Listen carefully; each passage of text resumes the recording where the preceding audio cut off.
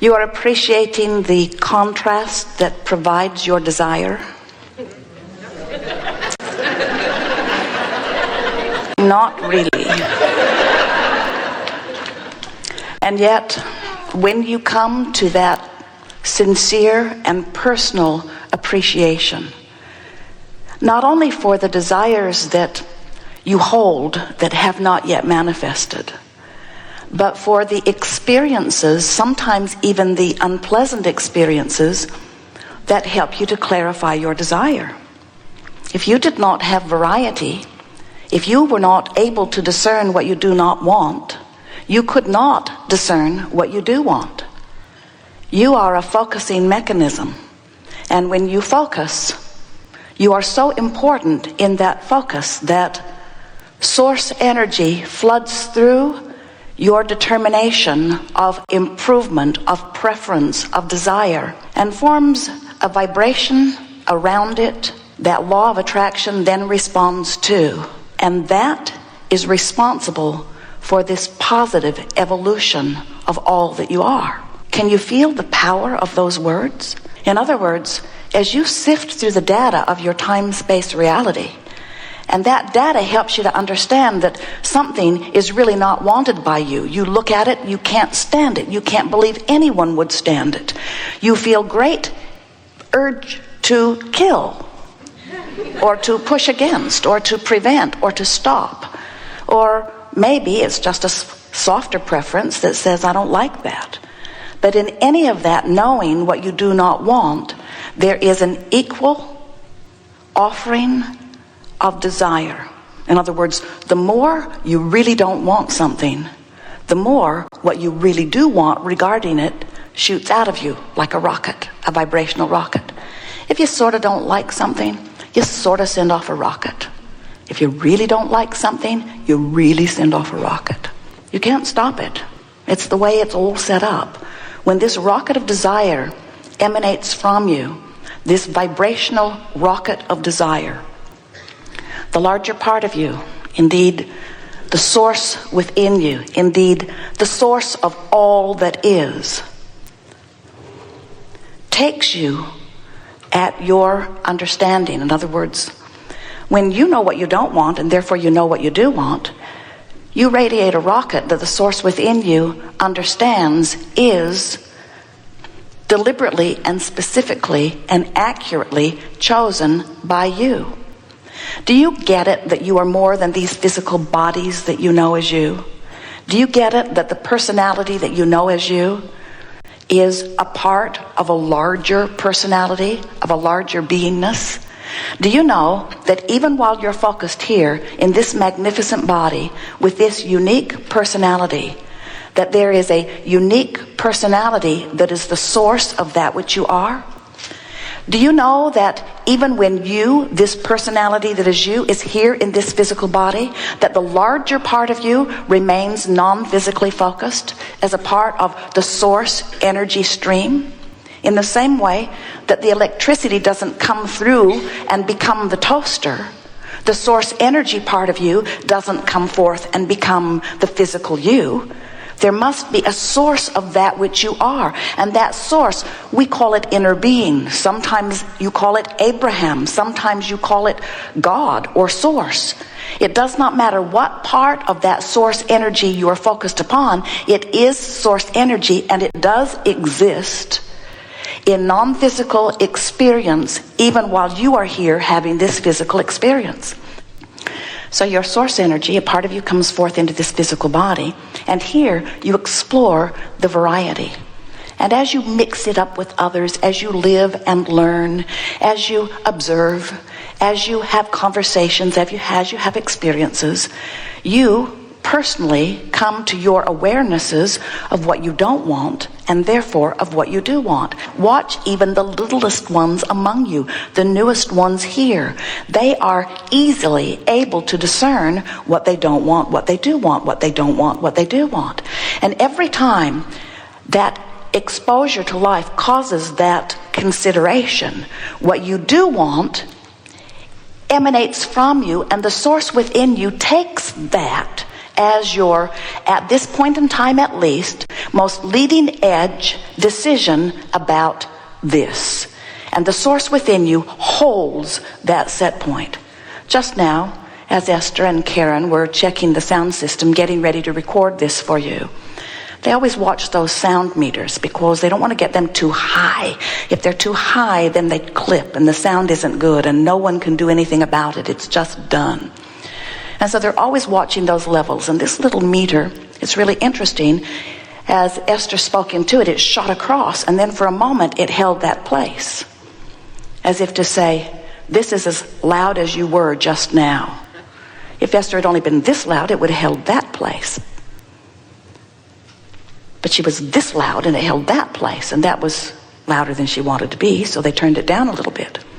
The reason that we give you this analogy is because when you live life and the contrast that you live helps you know what you don't want, which causes you to know what you do want, it sort of goes out there on the meter and holds that place. And the source within you goes right there and vibrationally becomes that which you have asked for. Now, if you are like most people, when you're discerning experience and having experiences, and you know what you don't want, and you therefore know what you do want, even though your meter went way over there, and even though source, all that is, God force, if you want to call it that, it's perfectly all right. It's what we mean when you say that.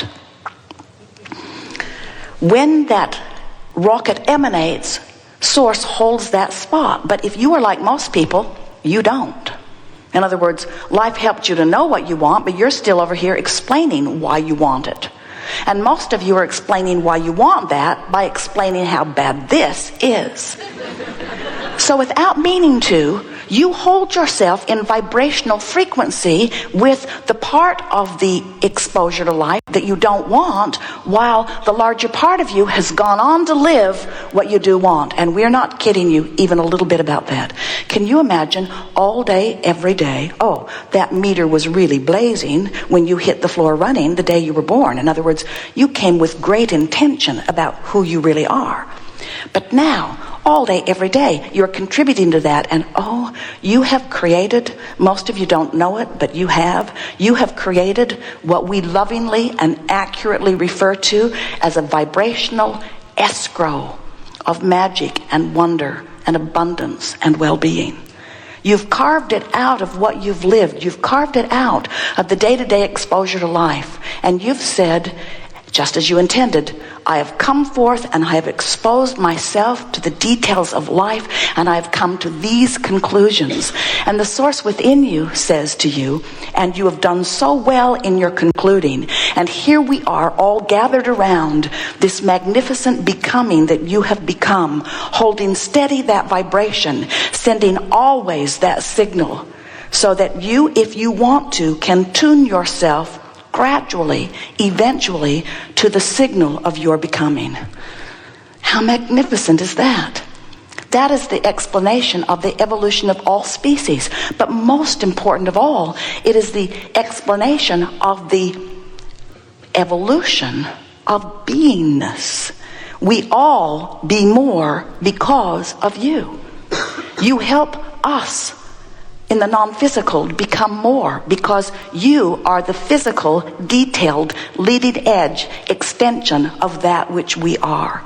Do you understand the important part you play? So, how it is with so many physical beings, they come forth from non-physical, they feel wonderful coming in, then they get here and they bang around and get beat up pretty good, and give birth to all kinds of improved rockets of desires, and all that is expands tremendously. And we might add, the future generations will benefit dramatically by that which you are living now, just as you are benefiting dramatically by that which has been lived in the generations before you. We're here visiting with you because you have asked for us to come. You've called us forth to help you to understand that you don't have to croak to realign. You don't have to have a death experience to stop holding yourself apart from what you have become. You can experience what we are calling the art of allowing by reaching for increasingly better feeling thoughts, by listening to the emotional guidance that comes forth from within you, and by deliberately tuning yourself back into vibrational alignment with who you really are. So when you hear us say, we are here to assist you in deliberately allowing you to really be who you are, we're here to give you some processes and some understanding so that you can deliberately coach yourself back into vibrational alignment with this becoming being that is eternally you. You sort of get how it works? Wherever you stand, and it doesn't matter where it is, wherever you stand, you are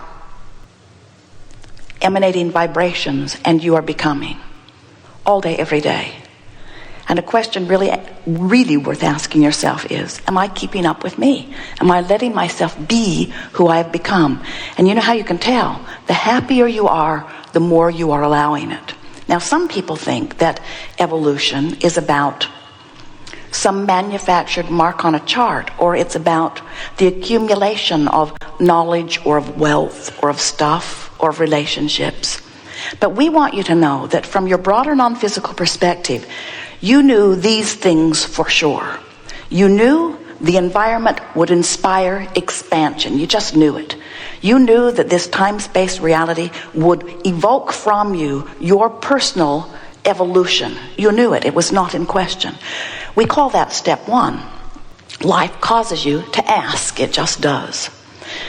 You also knew that step two would take place without your human physical awareness, because you knew that when you emanate a request, a desire, a prayer, an asking, that source would immediately ride that rocket and not just answer it, but become it. In other words, when you're sick and you therefore are asking for wellness, whether you're using words or not, and don't you always talk about wanting to be well more when you're sick? Don't you always talk about wanting more money when you don't have enough, or wanting somebody to be nice when they're not? So whenever you're living what you don't want, you are asking for what you do want, whether you're talking out loud or not. So every time you ask, Source not only answers that, but literally becomes the vibrational equivalent of what you're asking for. Now, why is that important to you? Because law of attraction is now responding to that vibrational vortex of desire. You hear about law of attraction, yes? Law of attraction says that which is likened to itself is drawn. But what most of you don't realize is that you have 2 points of attraction that law of attraction is responding to. There's who you really are, which is who you were before you were born, and who you've become through all of this life experience. This non-physical vibration is being responded to by law of attraction. And then there's you right here and now, beating the drum, saying the words, holding the perspective. I don't have enough money, I don't have enough money, I don't have enough money, I don't have enough money. Now, you know what's really interesting about that? Every time you don't have enough money, you ask for more. And every time you ask for more, the larger part of you becomes more abundant. Now, many of you say, big deal. That's sort of like air abundance. And we say, don't underestimate that non-physical abundance, because everything that you see that is physical in nature was once vibration, and then it became thought form as it was thought upon longer, and then it became manifestation. So do not underestimate this airy, fairy, vibrational escrow. In other words, it's a big deal. It is the deal from which you were born, and it is the deal which you will reemerge into, and it is the deal that is the eternalness of life. It is a big deal, and law of attraction is responding to this part of you. Law of attraction is also responding to this part of you. Now, we don't want to make this sound unimportant, but relative to law of attraction, we want you to feel the bigness of this energy of well-being in relationship to the smallness of this not allowing it. So, there is you and there is you, and law of attraction is responding to both vibrational aspects. And to the degree that you move your vibration into the vicinity of this vibrational escrow, then you receive the benefit of that huge vortex. You see how it works? That's what the feeling of enthusiasm is. You know, you've got this vibrational energy vortex swirling around over here, and when you think thoughts that get you in the vicinity of it, you begin to feel true passion, true enthusiasm, true zest for life. When you allow yourself to let go of your struggle and be swept into that current, that is a current really worth being swept into.